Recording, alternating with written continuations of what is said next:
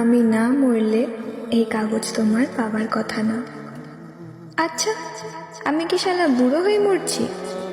বয়স কত হয়েছিল? 2-4টা বাচ্চা কাচ্চা হয়েছিল তোমার আমার? হাসি পেয়ে যাচ্ছে লিখতে বসে।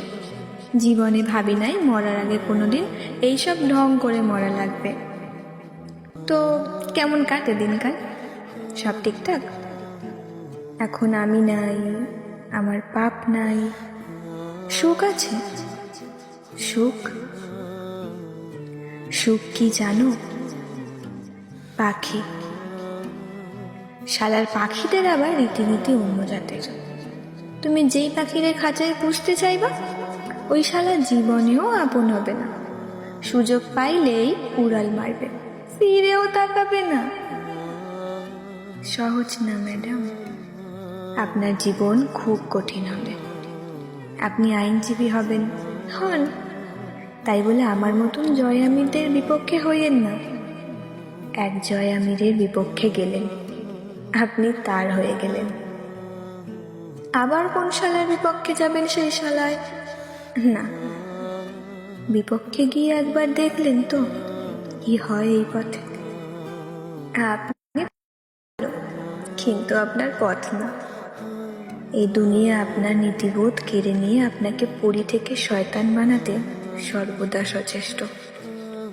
হার্ভি রেন্ট বলেছিল, You either die a hero or live long enough to see yourself become the villain.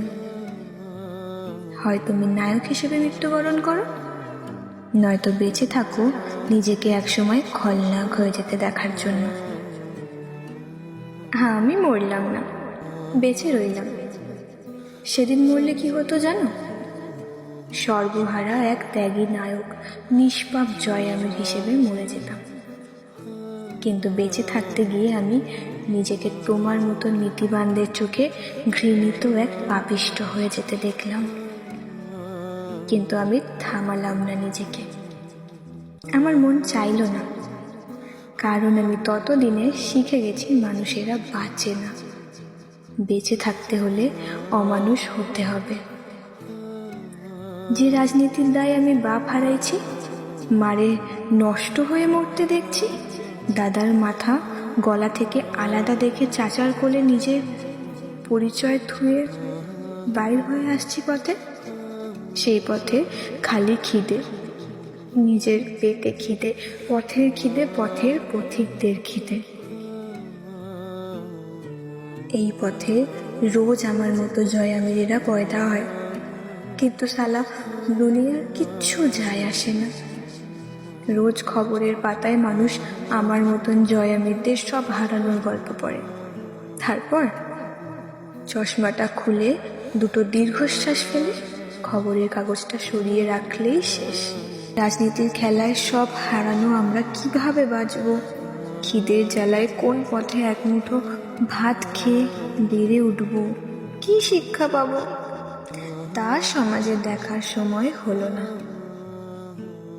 কিন্তু যখন কিছুকাল পর এই আমরা জয় আমির হয়ে সমাজের সামনে হুমকি হিসেবে দাঁড়াই, তারা তখন ভাবে এই অমানবিকেরা কারা? এদের নীতিজ্ঞান নেই কেন? মনুষ্যত্ব কোথায়? এদের জন্ম কিভাবে হলো? এরা এত ক্ষুধার্ত? ছি, ভালো শিক্ষা পায়নি কেন? তুমিও হবে, হয়েছ খানিকটা, আরও হবে। তুমি আর নীতিবান নেই, তোমার ভেতরে নমনীয়তা ফুরিয়ে আসছে। তুমি একসময় ক্ষমা করতে ভুলে যাবে। তুমি শিখে যাবে বাঁচতে হলে কঠোর হতে হয়, স্বার্থপর আর ক্ষমতাপরায়ণ হতে হয়, মাফ করতে ভুলে যেতে হয়। বুকের সব হারানোর ব্যথা দমিয়ে বেশিক্ষণ অহিংসার বুলি ছাড়া খুব কঠিন জুনিয়র। চট করে নীতির সুতো ছিঁড়ে প্রতিশোধের আগুন দাউ দাউ করে জ্বলে ওঠে। তখন মানুষ আর মানবিক থাকে না, জয় আমির হয়ে যায়। তুমিও ধীরে ধীরে জয় আমির হয়ে যেতে পারো। মানুষ তখন তোমার নিষ্ঠুরতায় ভয় পাবে, রেগে যাবে মনে মনে।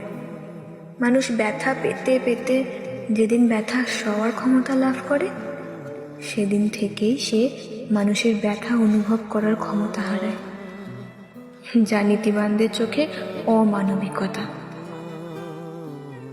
শোনো জুনিয়র, তুমি ভাবো তুমি অন্যায় দেখে অন্যায় সয়েও সৎ থাকতে পারবে।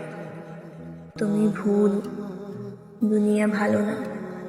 আমার অভিজ্ঞতা বেশি। একটা যুক্তিহীন সত্যি শোনো, সৎ পথ মানুষকে অসৎ বানায়। সৎ থেকে তুমি শুধু হারাবে। তাতে তুমি সততার ওপর বিশ্বাস হারাবে, দ্বিধায় পড়বে।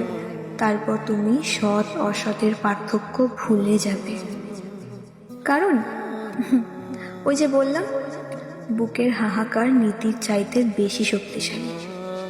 মানুষের বিবেক ধ্বংস করতে ওর একবার নড়ে ওঠাই যথেষ্ট।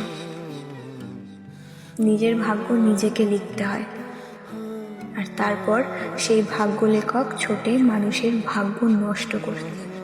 এটা নীতি। এসব আমার নীতি, তোমার সাথে মিলবে না বোধহয়। আমাদের বড় ঘরে এক বিপ্লবী আছে, তোমার তার সাথে দেখা হবে না। তার সাথে মিলে নাই। সে আমার মতো খলনায়ক হয় নাই, সে বিপ্লবী হয়েছে। তুমিও হয়তো সেই পথেই যাবে, কারণ তোমার এক পর্যায়ে বাধ্য হয়ে অন্ধকারকে গ্রহণ করেছ। আমি অন্ধকারে জন্মেছি, আমি অন্ধকারে গড়ে উঠেছি।